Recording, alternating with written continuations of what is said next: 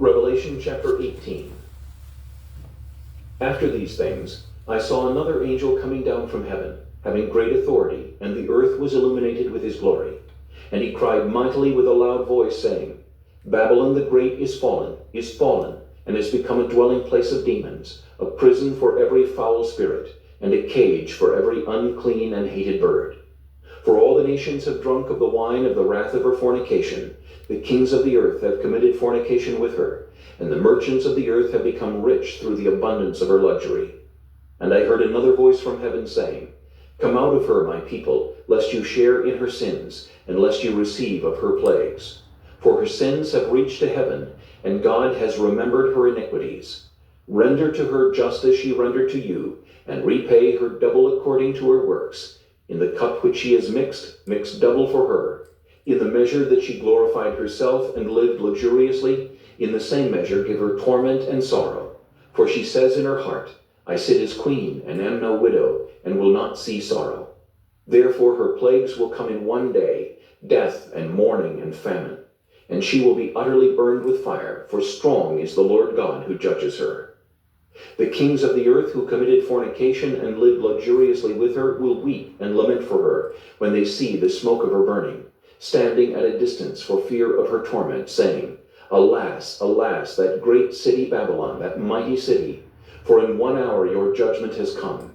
And the merchants of the earth will weep and mourn over her, for no one buys their merchandise any more.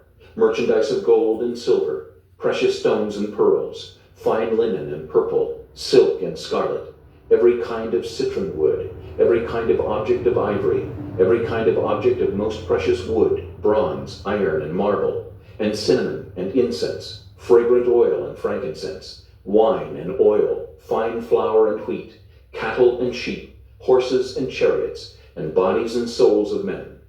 The fruit that your soul longed for has gone from you, and all the things which are rich and splendid have gone from you, and you shall find them no more at all. The merchants of these things who became rich by her will stand at a distance for fear of her torment, weeping and wailing, and saying, Alas, alas, that great city that was clothed in fine linen, purple and scarlet, and adorned with gold and precious stones and pearls. For in 1 hour such great riches came to nothing. Every shipmaster, all who travel by ship, sailors, and as many as trade on the sea, stood at a distance, and cried out when they saw the smoke of her burning, saying, What is like this great city?